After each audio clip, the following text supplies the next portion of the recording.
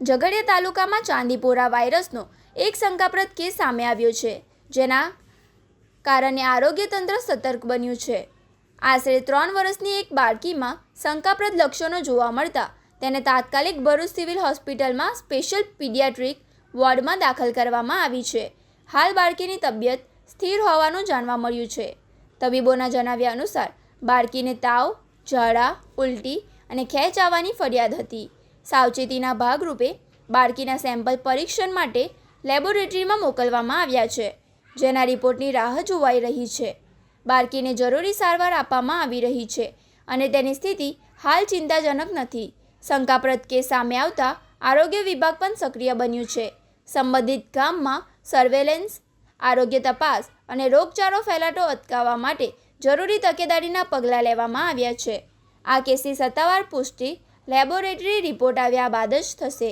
આરોગ્ય વિભાગે લોકોને ગભરાવાની જરૂર ન હોવાની અપીલ કરી છે, પરંતુ સ્વચ્છતા જાળવવા અને બાળકોમાં તાવ કે અન્ય ગંભીર લક્ષણો જણાય તો તાત્કાલિક તબીબી સારવાર લેવા જણાવ્યું છે. નમસ્કાર, હું ડૉક્ટર મુનિરા શુક્લા, મુખ્ય જિલ્લા આરોગ્ય અધિકારી, જિલ્લા પંચાયત ભરૂચ. ભરૂચ જિલ્લાની તમામ જનતાને અમારે સતર્ક પણ કરવાની છે અને બધાને એક મેસેજ આપવાનો છે કે અત્યારે ચાંદીપુરા વાયરસનું રોગચાળો ચાલી રહ્યો છે. આ રોગચાળાથી ગભરાવાની જરૂર નથી, પણ આપણે સતર્ક રહેવાની જરૂર છે.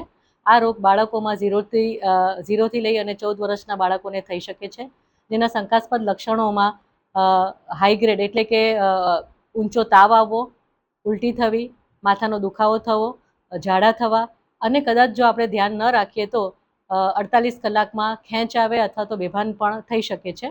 તો જ્યારે પણ આવા લક્ષણો જણાય તો નજીકના પ્રાથમિક આરોગ્ય કેન્દ્ર કે શહેરી આરોગ્ય કેન્દ્રમાં અમારા મેડિકલ ઓફિસરને તાત્કાલિક એની જાણ કરવાની છે.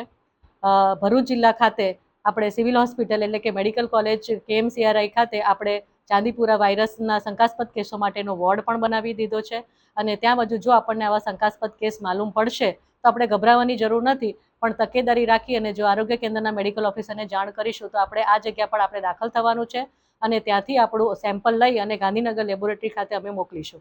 અને એ માટેની વેન્ટિલેટર સાથેની તમામ તૈયારી આપણી હોસ્પિટલમાં ઉપલબ્ધ છે.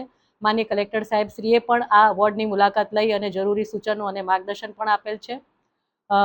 જે ધ્યાનમાં રાખવા જેવી બાબતો છે તો લક્ષણો દેખાય તો તાત્કાલિક જાણ કરવાની છે અને બીજું કે ઘરમાં જો આપણા પાકા મકાનોમાં તિરાડ કે એવું કશું પડેલું હોય તો આપણે એને ભરી દેવાની છે અને આ નાની માખી એટલે કે સેન્ડફ્લાય કહીએ છીએ એને, કે એના દ્વારા આ રોગ ફેલાય છે. વાયરસથી થતો રોગ છે પણ માખી દ્વારા ફેલાય છે અને મચ્છર દ્વારા પણ આ ફેલાઈ શકે છે.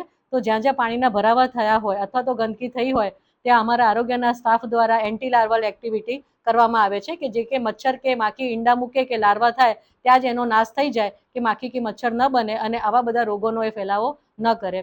અને દરેકને સૂચન છે કે અમારા આરોગ્ય સ્ટાફ દ્વારા આના માટેનો સઘન સર્વે કરવામાં અત્યારે આવી રહ્યો છે અને લોકોને ક્લોરીનયુક્ત પાણી પીવા માટે સલાહ પણ આપવામાં આવી રહી છે. તમારી દરેકને નમ્ર વિનંતી છે કે આરોગ્ય કાર્યકર દ્વારા આપવામાં આવતી સૂચનાઓનું એ લોકો પાલન કરે એવી વિનંતી છે અને શંકાસ્પદ લક્ષણો દેખાય તો તાત્કાલિક આરોગ્ય વિભાગનો સંપર્ક કરે. આભાર.